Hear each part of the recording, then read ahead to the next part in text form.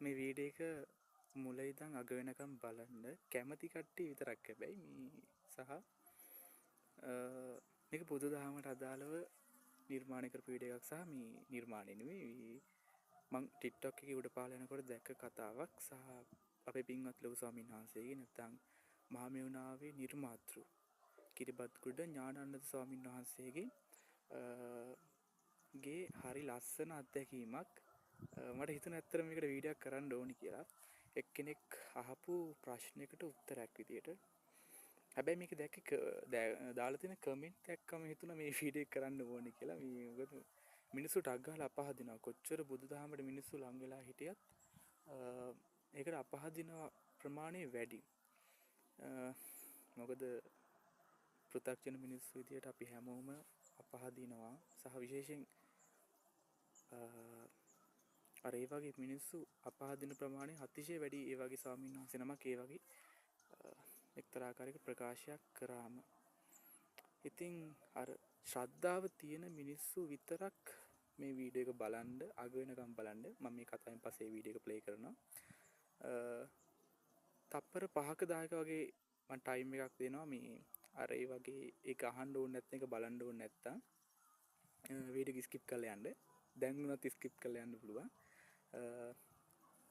මේකෙදී ගන්න තියෙන එකම කාරණාව තමයි සසර කොච්චර භයානකයිද කියන එක සහ මේ ලැබිලා තියෙන පොඩි chance එකකින් අපිට කරගන්න ඕනි දේ මොකක්ද කියන එක ගැන මෙතන හරි ලස්සනට මේ අපේ ලොකු ස්වාමීන් වහන්සේ දේශනා කරනවා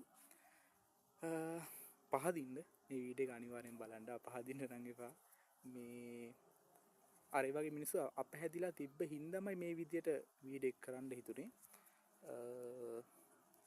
මම හිතන්නේ මේ වීඩියෝ එකේ මම දාන පළවෙනි වීඩියෝ එක මේ විදියට වීඩියෝ එකක් දාන පළවෙනි වතාව මේක අනිවාර්යෙන් බලන්න සහර බුදුන් උපන් ඉන්දියාවේ රාවණා මතේ වගේ දරාගෙන ඉන්න මිනිස්සු නම් සමහරට මේක බැලුවොත් සමහරට බනින්නත් පුළුවන් හැබැයි කමක් නැහැ අර අකමැති වගේ නම් ටැග් ගාලා වීඩියෝ එක ස්කිප් කරන්න මොකද තියෙන ටික හරිය නැත්තම් මිනිස්සුන්ගේ නැති වෙනවා හරි අපි වීඩියෝ එකට ඔබ වහන්සේ දෙව්ලොවින්ද ආවේ කියලා අහනවා. මම දෙව්ලොවින් ආවේ. ඒ මම භාග්‍යතුන් වහන්සේගේ කාලේ පැවිදි වෙලා හිටිය කෙනෙක්. එතකොට මට කල්යාණ මිත්‍ර ආශ්‍රය ලැබින්න ප්‍රමාදයක් නිසා මට ආත්ම භාවයේ මාර්ගඵල අවබෝධ කරගන්න බැරුව ගියා. එතකොට මම පැවිදි වුණේ මගේ ආචාර්ය උත්තමයන් වහන්සේ ආනන්ද මහරහතන් වහන්සේ මගේ උපාධ්‍යයන් වහන්සේ සීල ගුණයෙන් පිරිපුන්ව වැඩ සිටි දේව බඹුන් මොකද්ද මහා බ්‍රහ්මයා සක්දිවිඳු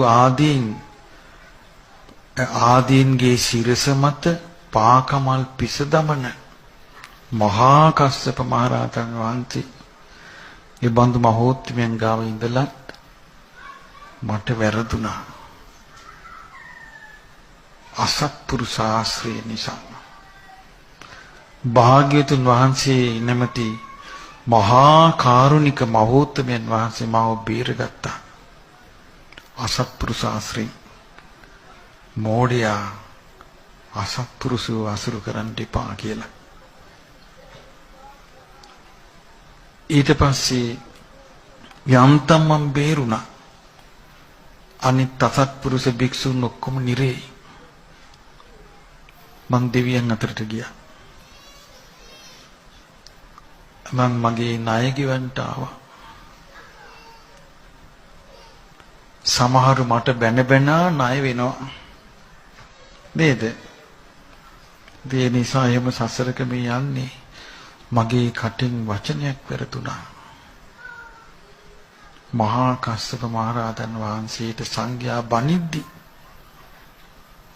හරි වෙන්න ඇති කිව්වා අද හැමෝම මට බනිනවා ඒ කර්ම විපාකේ සංසාරේ හැටි එතකොට මේක කර්ම විපාකයක් කියලා මම මතක් කරලා දුන්නේ දෙවිවරුමයි දෙවිවරු කිව්වා මේ කර්ම විපාක හැටි කිව්වා ඉවසන්ත කිව්වා දැන් මං ඉවසනවා. ඉතින් ඒ නිසා මං කිව්වේ මතකද මං අර ස්ට්‍රෙස් හැදිලා එක්කෙනෙක් ගැන කිව්වේ. ඉවසන්න කිව්වා. අපිට වඩා දුක් විඳින අය කොච්චර ඉන්නවද නේ?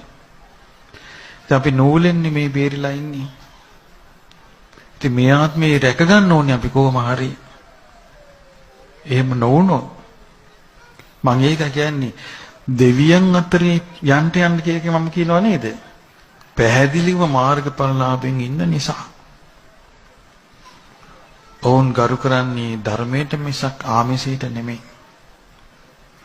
ඔවුන් ගරු කරන්නේ භාග්‍යවතුන් වහන්සේ වදාළ ප්‍රතිපදාවට විතරයි. ලාමක දෙයකට නෙමෙයි. ඉතින් ඒ නිසා මහමෙවුනාව කියලා කියන්නේ මනස ලෝකේ පහළ වෙච්ච කලාතුරකින් පහළ වෙච්ච පහන් එළියක්.